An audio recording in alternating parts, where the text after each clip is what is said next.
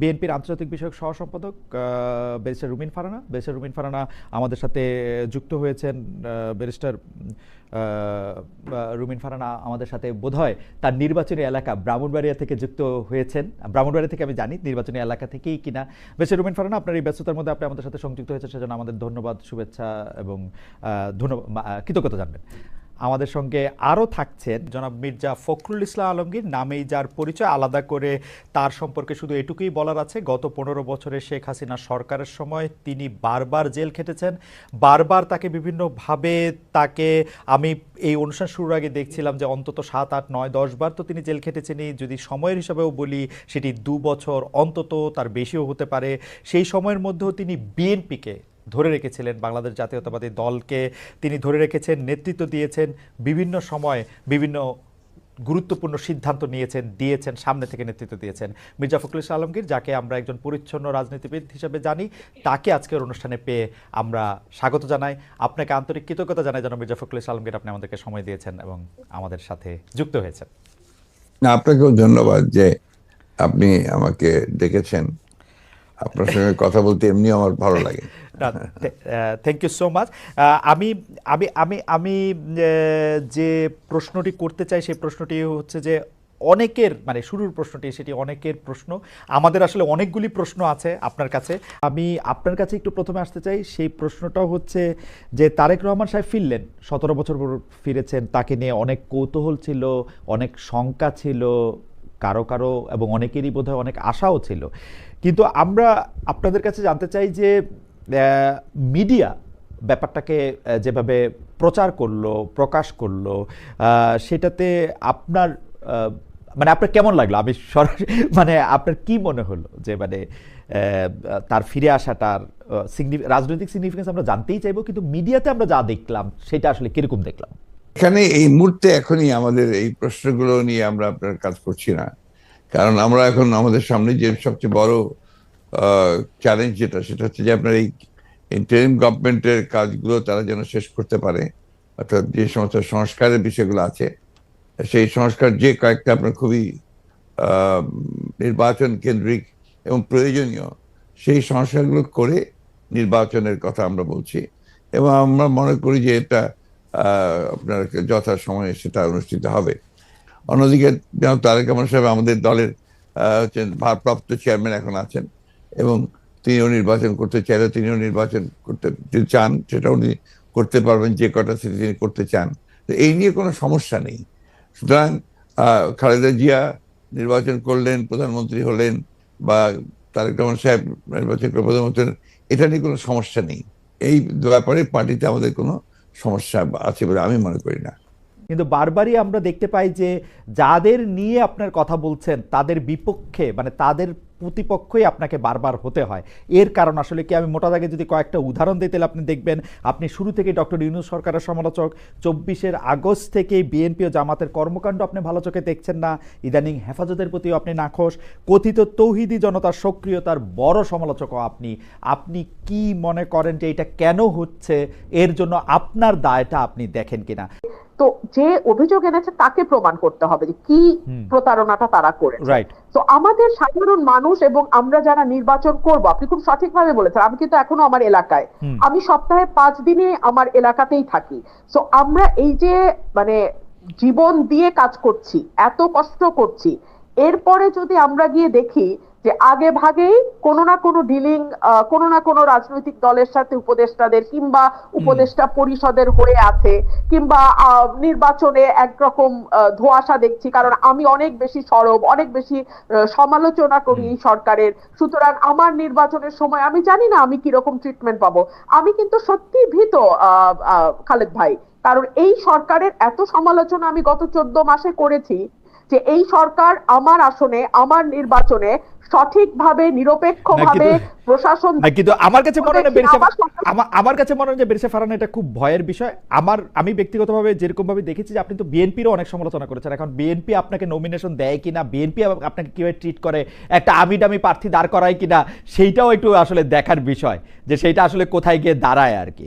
আমার মনে হয় এক মিনিট, আমি যেহেতু 17 সাল থেকে কাজ করছি, আমি জানি যে আমি দাবি বা যেই প্রার্থী দাঁড় করাক মানুষ আমার সাথে আছে আলহামদুলিল্লাহ। আপনি আমার প্রোগ্রামগুলো দেখলে আপনি বুঝতে পারবেন মানুষের সারা ইজ ডিফারেন্ট, তো ওইটা আমার সাথে আছে। এনসিপিকে ভোটের মাঠে সঙ্গে চায় বিএনপি। আমরা দেখেছি যে বিএনপি এনসিপির কর্মকাণ্ডকে তুমুল সমালোচনা করেছে, আপনিও করেছেন।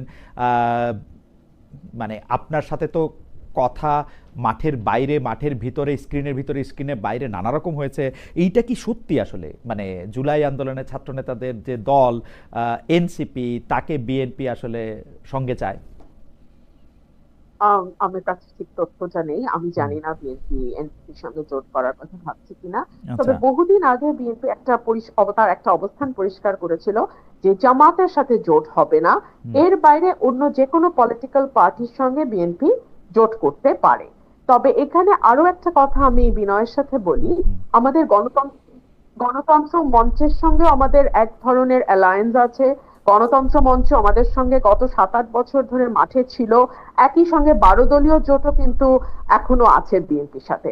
তো এতগুলো পলিটিক্যাল পার্টির সঙ্গে জোট করার পরে আবার নতুন করে এনসিপির সঙ্গে হবে কিনা এই ব্যাপারে আমার কাছে কোনো ব্যক্তিগত তথ্য আমি জানি না। নিউজটা পড়ে আমি যা বুঝলাম, নিউজটা একেবারেই মানে গরম গরম, যাকে বলে ওভেন ফ্রেশ। সেটাতে বলা হইতেছে বিএনপি আসলে এনসিপির কাছে টানতে চায়, জামায়াত থেকে যাতে দূরে রাখা যায়, মানে জামায়াতের সাথে যেন না যেতে পারে। এই ব্যাপারে কি আপনি দুইটা লাইন বলবেন? দেখুন, ভোটে তো এখনো 3-4 মাস বাকি আছে, তো এই সময়টা ভীষণ ক্রুশিয়াল। অনেক দলের সাথে অনেক দলের জোট হবে, আবার অনেক দলের সাথে জোট যেটা আছে সেটা হয়তো কিছুটা আলগাও হয়ে যেতে পারে। তো এখনই এই ব্যাপারে মন্তব্য করা কঠিন। ভোটের হিসাব নিকাশ, ভোটের পরিসংখ্যান ইত্যাদি সকল কিছু বিবেচনায় নিয়েই রাজনৈতিক দলগুলো তাদের দাবার গুটি সাজাবে, এইটুকু আমি বলতে পারি। না, তাহলে আমার এই কথা আপনি লিখে রাখেন, বিএনপি তাহলে ইলেকশনও পাস করবে না। I have raised my case. Khaled ভাই, এটা হচ্ছে গায়ের জোরে। হ্যাঁ, যখন আমাদের কোনো মামলা দুর্বল থাকে আমরা তখন গলার স্বরটা চেষ্টা করি উঁচুতে উঠিয়ে দিতে, সো দ্যাট আমরা গায়ের জোরে একটা কেস প্রুভ করে ফেলতে পারি। লয়াররা এটা করে অনেক সময়। আপনার কথা আমার কাছে সেরকম মনে হয়েছে। আচ্ছা, আপনি বলেন, পুলিশ প্রশাসন থেকে শুরু করে যারা দায়িত্ব পালনরত অবস্থায় আছে তারা এই সরকারের অধীনে কাজ করে, তাদের বেতন ভাতা সবকিছু আসে এই সরকারের কাছ থেকে। 1, 2 হচ্ছে তারা যদি দায়িত্বে অবহেলা করে কিংবা তারা কোনো অন্য দলের ইশারায় দায়িত্ব পালন থেকে বিরত থাকে, তখন তাদের বিরুদ্ধে শাস্তিমূলক ব্যবস্থা নেওয়ার এখতিয়ার কেবলমাত্র এই সরকার রাখে। এবং এই সব কাজ করার জন্য আমরা 5.5 থেকে 6 লাখ কোটি টাকা দিয়ে একটা সরকার পুষতেছি। হ্যাঁ, একটা মোটা ছোটা সরকার আমরা পুষি। এই যে তারা একবার বিদেশে যায় লট বহর নিয়ে, তার পিছনে রাষ্ট্রের কোটি কোটি কোটি টাকা খরচ হয়, সেগুলা কিন্তু তাদের এই দায়িত্বগুলা যাতে তারা সুষ্ঠুভাবে পালন করতে পারে সেইটার কারণেই তাদেরকে ওই জায়গায় বসানো হয়েছে। যেটা সুযোগ সুবিধা ভোগ করে তারা বিদেশে ট্রিটমেন্ট নেয়, বিদেশে ঘুরতে যায়, বিদেশে লট বহর নিয়ে জাতিসংঘে গিয়ে উঠে, ইত্যাদি ইত্যাদি ইত্যাদি। তো এগুলা করবার পরে তারা আইন শৃঙ্খলা ঠিক করতে পারবে না, তারা মানুষের জনমনে স্বস্তি আনতে পারবে না, তারা আওয়ামী লীগের মিছিল সমাবেশ বন্ধ করতে পারবে না, তারা মাজার ভাঙা বন্ধ করতে পারবে না, তারা নারীদের উপরে হয়ে যাওয়া মরাল পুলিশিং তো বন্ধ করে দূরেই থাক। আমি জাস্ট একটা উদাহরণ দেই, থানার থেকে মরাল পুলিশিং করা এক ব্যক্তিকে ফুলের মালা দিয়ে বাইর করে নিয়ে আসা হয়েছে, আপনি তো জানেন তাই না? আপনি তো জানেন যে কিভাবে লম্বা চুল দাড়ি রাস্তায় ফেলে জোর জবরদস্তি করে কাটা হয়েছে।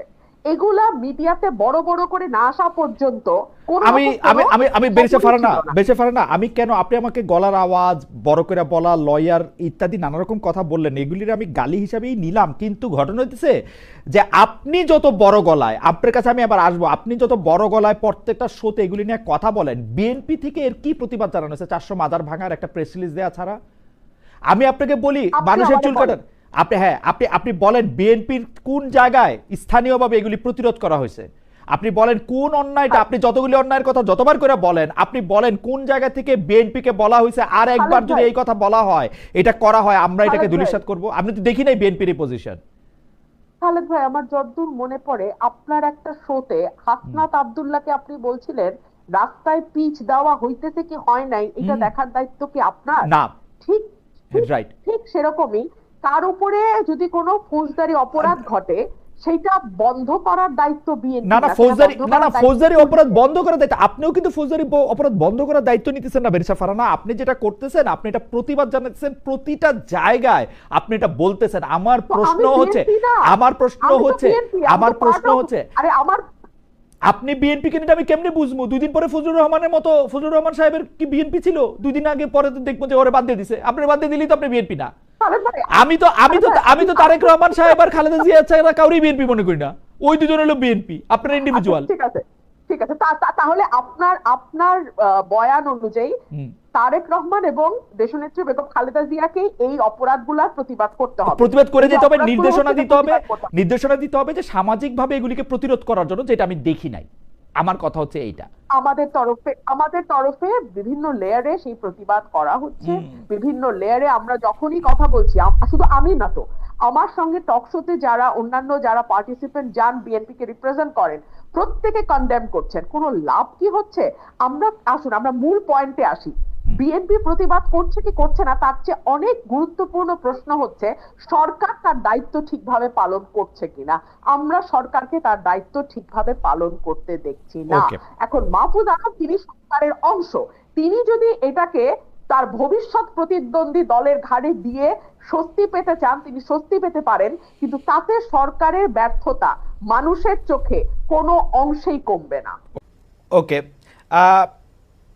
গত 15 বছরে আওয়ামী লীগের শাসনকে যে ফেসিবাদী বলা হচ্ছে এবং তার যে পালিয়ে যাওয়াটা, যেটি আসলে আপনি এখন বর্ণনাও করলেন, দুর্নীতি, তারপরে নানা ধরনের নানা কারণে, কিন্তু তার পেছনে আপনাদের আমলে যে 20 বছর আগে 21 আগস্টে গ্রেনেড হামলা, বিচারকদের বয়স বাড়িয়ে তত্ত্বাবধায়ক সরকারকে প্রশ্নবিদ্ধ করার মাধ্যমে শেখ হাসিনাকে কর্তৃত্ববাদী শাসনের দিকে নিয়ে যাওয়া, এ নিয়েও আসলে নানা ধরনের আলোচনা আছে। এই দুটি ঘটনা যদি হাইন্ডসাইট আপনি একটু দেখেন, যে মানে যেগুলি হচ্ছে ক্রাইমের ঘটনা, অর্থাৎ হচ্ছে 21 আগস্টের গ্রেনেড হামলা, 10 ট্রাক অস্ত্র, আবার অন্যদিকে তত্ত্বাবধায়ক সরকার ব্যবস্থাটাকে একটা এরকম জায়গায় নিয়ে যাওয়া, এই দুটিকে আপনার মূল্যায়ন আমরা একটু শুনতে চাই। যে দুটি আপনার 21 আগস্টের যে ঘটনা, এই ঘটনার সঙ্গে বিএনপিকে জড়িত করা এবং বিশেষ করে তারেক রহমান সাহেবকে জড়িত করা, এটা পুরোপুরি ভাবেই রাজনৈতিক উদ্দেশ্য প্রণোদিত। এটা কোনো মতেই বিএনপি এর সঙ্গে জড়িত তো নয়ই, বরঞ্চ আমি মনে করি যারা বিএনপিকে শত্রু হিসেবে চেনে তারা জড়িত। এবং এখানে বেনিফিশিয়ারি কারা হয়েছে সেই বিষয়টা আমাদেরকে অবশ্যই লক্ষ্য রাখতে হবে। 21 আগস্টের মামলায় who was the beneficiary? Beneficiary was Awami League. কারণ বিএনপি ক্ষমতায় থেকে সে এমন কোনো ঘটনা ঘটাবে কেন যে ঘটনাটা তার বিপক্ষে যাবে? এটা গেল 1 নম্বর। আর আপনি যে প্রসিডিংস গুলো দেখেন সমস্ত, আপনি তো একসময় বিচার বিভাগের মানুষ ছিলেন, দেখবেন যে তারেক সাহেবকে এখানে জড়িত করা হয়েছে 4টা আপনার আইও চেঞ্জ করার পরে। সর্বশেষ যে আইও নিয়ে আসা হয়েছে সে হচ্ছে আওয়ামী লীগ দলীয় ভুক্ত কাহার এখন, যে আপনার নিজে থেকেই তাদের নির্দেশে সে এই চার্জশিটটা করেছে, যেটা কোনো সম্পর্ক নেই। অন্যদিকে যে আপনার মূল আসামি ছিল, ভদ্রলোকের নাম আমি বলে যাচ্ছি, মৌলানা মুফতি মোহাম্মদ, তিনি তাকে দিয়ে 164 দিন তাকে টর্চার করে তাকে দিয়ে একটা আপনার স্টেটমেন্ট করিয়ে নিয়েছিল। পরে দেখা গেছে যে উনি নিজেই সেটাকে আবার ভোগ করেছেন, বলেছেন যে এটা আমার কাছে আমাকে টর্চার করে নেওয়া হয়েছে। এবং দেখেন কিভাবে কি মারাত্মক ঘটনা, কোথায় চলে গিয়েছিল সবকিছু। এবং he was hang before the trial was complete. তো যে প্রধান আসামি তাকে আপনি আগেই অন্য একটা মামলাতে ঝুলিয়ে দিলেন যাতে আসল সত্যটা বেরিয়ে নিয়ে আসে। তো এই কথাগুলো কিন্তু কেউ আপনার ইনভেস্টিগেটিভ জার্নালিজম করে না, যার ফলে এই বিষয়গুলো আসে। আপনারা পলিটিক্যাল জিনিসটাকে নিয়ে চেষ্টা করেন, আমি বলি শেষ করি প্লিজ, ইনভেস্টিগেটিভ জার্নালিজমটা সিরিয়াসলি করেন এবং এটাকে ফাইন্ড আউট করেন যেটা আসলে ব্যাপারটা কি ছিল। সেটা করছেন না, করছেন যে বিএনপি কিন্তু সব করার জন্য করছেন। এটাকে আমি মনে করি এটা এক ধরনের রাজনৈতিক উদ্দেশ্য প্রণোদিত। ওকে ওকে, আমি ইনভেস্টিগেটিভ জার্নালিজমের প্রসঙ্গে মানে আমি আপনাকে মাঝখানে ইন্টারাপ্ট করতে চাইনি, আমি শুধু বলতে চাইছিলাম যে এইটা তো আসলে আমাদেরও সীমাবদ্ধতা থাকে ইনভেস্টিগেটিভ জার্নালিজম যে আমরা করতে পারি নাই, কিন্তু এই কথাও তো সত্য যে বিএনপির আমলে আমরা একটা 21 আগস্টের গ্রেনেড হামলার পরে আমরা একটা জজ মিয়াকে দেখেছিলাম, যে জজ মিয়া একটা বানানো হতে পারে। আমি ধরে নিচ্ছি সেটা আপনারা মনে করছে যে ভুল, আমিও ভুল ধরে নিচ্ছি, কিন্তু আপনারা তো পারতেন এখানে একটা ইনভেস্টিগেটিভ জার্নালিজম করে আসল সত্যটা উদ্ঘাটন করতে। সেটা তো করেনি। আমি আপনাকে আসল সত্যটা বলছি, সেটা আমি বললাম। আপনি এই জিনিসগুলো তো আপনারা কখনোই তুলে ধরবেন না যে 4 বার তার আয়ু চেঞ্জ করা হয়েছে, কখনোই তুলে ধরবেন না যে কার আকাঙ্ক্ষা দেওয়া হয়েছে যে আওয়ামী লীগের নমিনেশন চেয়েছিল, অবশ্যই তুলে ধরা, কখনোই তুলে ধরবেন না যে মুফতি মাহমুদকে বিচার শেষ হওয়ার আগে থেকে আপনার ফাঁসি দেওয়া হয়েছে। তো দিজ আর দ্য এভিডেন্সেস, যেখানে আপনি পরিষ্কার বুঝবেন যে একটা শুধুমাত্র সাজানো মামলা, তাকে এখানে জড়িত করার জন্য এই কথাগুলো এসেছে। তত্ত্বাবধায়ক সরকার ব্যবস্থা বাতিল করার জন্য বা তত্ত্বাবধায়ক সরকার ব্যবস্থাকে প্রশ্নবিদ্ধ করার জন্য বিচারকদের বয়স বাড়ানো এবং একজন বিচারপতিকেই আসলে তত্ত্বাবধায়ক সরকার ব্যবস্থার প্রধান করার লক্ষ্য নিয়ে সেইটা করার কারণে বিচার মানে এই পুরো বিধানটাই এটা দিস ইজ ইওর ন্যারেটিভ, এটা আমাদের ন্যারেটিভ নয়। আচ্ছা, আমরা মনে করি যে ওই সময় প্রয়োজন ছিল আপনার বয়স বাড়ানোর ব্যাপারটা, ওটা বাড়ানো হয়েছিল। ইট মে নট ওয়ার্ক, সেটা অন্য কথা। একটা জিনিস আপনি আবার ভুলে যাবেন না যে 1/11 আগে চক্রান্তটা একটা হয়েছিল। সে চক্রান্ত হচ্ছে যে আপনাদের সেই 9/11 ঘটেছিল তার আগে, আর এখানে আপনার কিছু পশ্চিমা দেশ একসাথে হয়ে চুইজডে ক্লাব তৈরি করেছিল, একই সঙ্গে ভারতবর্ষ তার সঙ্গে যুক্ত হয়েছিল, এবং তাদের মূল টার্গেটটা ছিল যে জাতীয়তাবাদী শক্তিকে এখান থেকে নির্মূল করা। এবং যেহেতু তারেক রহমান সাহেব জাতীয়তাবাদী শক্তির উঠতি নেতা ছিলেন, হি ওয়াজ দ্য রাইজিং লিডার, সুতরাং তাকে আপনারা মেলাইন করার জন্য, তার ভাবমূর্তি নষ্ট করার জন্য একটা পরিকল্পিতভাবে এই চক্রান্তগুলো করা হয়েছে এবং এই ক্যাম্পেইনটা চালানো হয়েছে, হুইচ ইজ টোটালি পলিটিক্যাল। অন্তর্বর্তীকালীন সরকার আসলেই আমরা আমরা আমরা আমরা আমরা দেখি যে এইটার সাথে আসলে নানান আশকথা পাশকথা যুক্ত হয়। আপনি যেটিকে আন্তর্জাতিক চক্রান্তের কথা আগের সরকার মানে 2007 সালে সরকার বললেন, এবার অন্তর্বর্তীকালীন সরকারের আগমনটাও কি আপনার কাছে একটা চক্রান্তের বিষয় বলে মনে হয়? কারণ আমরা দেখি যে প্রশ্নই উঠতে পারে না, কারণ আমরা দেখি যে এবারকার অন্তর্বর্তী সরকারের যে আগমন, এটা একটা জনগণ ছাত্রদের একটা সম্মিলিত আপনার আন্দোলন, একটা আপনার অভ্যুত্থানের ফলে। এখানে আপনি চক্রান্ত দেখছেন কোথায়? আমি এটাকে দেখছি যে এটা একটা বাংলাদেশের জনগণের একটা পুরোপুরিভাবে একটা বিপ্লবের আকাঙ্ক্ষা থেকে এটা এসেছে, এবং সেখান থেকে এসেছে যে they want to get rid of this fascist government, Hasina government, the murderer, তার বিরুদ্ধে আজকে আপনার জনগণ ফুঁসে উঠে। আপনি চিন্তা করে দেখেন, আপনি তো দেশে ছিলেন না, সেই সময় যদি দেশে থাকতেন তাহলে দেখতেন শিশু, নারী, বৃদ্ধ কেউ ঘরে ছিল না, সব বেরিয়ে পড়েছিল। কারণ এই ফ্যাসিস্ট আমেরিকার হাতে প্রায় শত শত হাজার হাজার ছেলে মেয়েরা নিহত হয়েছে, হত্যা করেছে। না, দেশে না থাকলেও আমি আসলে এই খবরগুলি সবসময় দেখছিলাম আমার নিজস্ব সোর্স থেকে, আমাদের লোকজন। এখন তো আমি মনে করি যে আমাদের সকলের উচিত, যারা আমরা দেশকে ভালোবাসি, গণতন্ত্রে বিশ্বাস করি, আমাদের এই বিষয়গুলোকে হাইলাইট করা। আমরা ফ্যাসিস্টদের যে বয়ান, যে বক্তব্য, সেই বক্তব্য যেন ফিরে না যায়। আপনি যে প্রশ্নগুলো আনলেন, এর সবই হচ্ছে আপনার ফ্যাসিস্টদের বক্তব্য। ওকে, আমি ওই সময়কার কথায় আমি আপনার কথায় একমত যে এই বয়ানগুলি আওয়ামী লীগ আসলে গত 15 বছর ধরে বিভিন্নভাবে বিভিন্ন মাধ্যমে এটি দিতে চেষ্টা করেছে। আমরাও আপনার মাধ্যমেই বা বিএনপির শীর্ষ নেতৃবৃন্দের মাধ্যমে সেটি আসলে আপনাদের অবস্থান জানতে চেয়েছি, আপনারা কনসিস্টেন্টলি আপনাদের অবস্থান জানিয়েছেন। আমি এই সময়কার কথায় আসি। এইবারের যেটিকে আপনি জনগণ এবং ছাত্রদের আন্দোলন আপনি বলছেন, যে আপনার কাছে কি মনে হয় না যে এই আন্দোলনটি বিএনপির নেতৃত্বে হলে, বা বিএনপি যত বছর ধরে এই আন্দোলনটি করতেছিল সে বিএনপির নেতৃত্বে যদি আন্দোলনটি সফলতা পেত, তাহলে আসলে এই যে সরকার এবং সরকারের মধ্যে যে বিভিন্ন দুর্বলতার কথা আমরা শুনছি নানাভাবে, সেটি হতো না? আবার অন্যভাবে প্রশ্ন করলে, যে এই আন্দোলনটিতে যে বিএনপি নেতৃত্ব দিয়ে সফল হতে পারল না, সেইটাকে আপনি কিভাবে মূল্যায়ন করেন? দুটো জিনিস। একটা হচ্ছে যে এখানে আপনার বিএনপি নেতৃত্বে হলে অনেক ভালো হতো, বিএনপি নেতৃত্বে হয়নি এ কথাটা বলছেন কেন? বিএনপি তো এর মধ্যে শেষ দিন পর্যন্ত, শেষ মুহূর্ত পর্যন্ত ছিল এই আন্দোলনে। এই ছাত্র জনতার আন্দোলন শুরু হয়েছে 2 মাস হলো, তার আগে তো আমরা মাঠে, এবং আমরাই আপনার মাঠেছি, আমরা জেলে গেছি, আমাদের 60 লক্ষ লোকের বিরুদ্ধে মামলা হয়েছে, আমাদের 700-এর উপরে মানুষ আপনার গুম হয়ে গেছে, ইলিয়াস আলী সহ। এইটা তো আমরা, আমাদের 15 বছর ধরে এটা চলছে, এবং অকথ্য অত্যাচার নির্যাতন আমাদেরকে সহ্য করতে হয়েছে।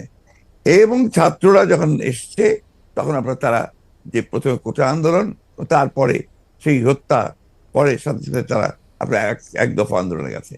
We have given total support to them. আপনি সেই সময়কার পত্রিকাগুলো দেখুন, আমার বক্তব্যগুলো দেখুন। আমি প্রতিদিন সেই সময় আপনার প্রেস কনফারেন্স করেছি ওই কয়েকটা দিন, এবং ওই দিন সম্পূর্ণ আমি ছিলাম। আমরা এখানে বিভক্তি আনতে চাই না। আমরা এখানে মনে করি এটা বিভক্তি না। আমি আমার বক্তব্যটা শেষ করে ফেলি ভাইয়া। জি জি, প্লিজ প্লিজ। সেটা হচ্ছে যে এই বিষয়টাকে আমরা এক করে দেখতে চাই। এখন যে কোনো ধরনের একটা মিসআন্ডারস্ট্যান্ডিং তৈরি হওয়া বা একটা ভুল বুঝবুঝি হওয়া, সমঝোতার অভাব হওয়া, এটা কিন্তু দেশের জন্য এই মুহূর্তে এতটুকু মঙ্গলজনক হবে না।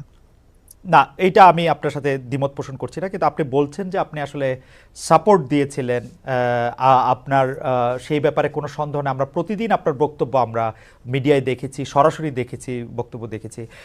আমার প্রশ্ন, আপনারা তো সাপোর্ট দিয়েছিলেন, কিন্তু লিডারশিপটা ছিল যে আসলে ছাত্রদের হাতেই, তাই তো? মানে এটা এই জায়গাটাতে আপনি যাচ্ছেন কেন? আমরা তো লিডারশিপ, এখানকার লিডারশিপটা আমরা ক্লেম করিনি। আমরা ক্লেম করেছি যে আমরা শেষ মুহূর্তে লিডারশিপটা আমরা দিয়েছি, একটা ক্লেম করিনি তো। ওটা যাচ্ছেন কেন? আমরা বলছি যে ছাত্ররা শেষ মুহূর্তে, যে আমি তো আমার বক্তব্য বলেছি যে গোল আমরা তৈরি করে দিয়েছি, কিকটা করেছে ছাত্ররা। ওকে, সেটা বারবার বলেছি যে এটা মাঠের মধ্যে বল তৈরি করে দিয়ে গোলের সামনে নিয়ে এসেছি আমরা, তারা কিক করেছে, সেভাবে ফ্যাসিলিটি গেছে। একটা পয়েন্ট।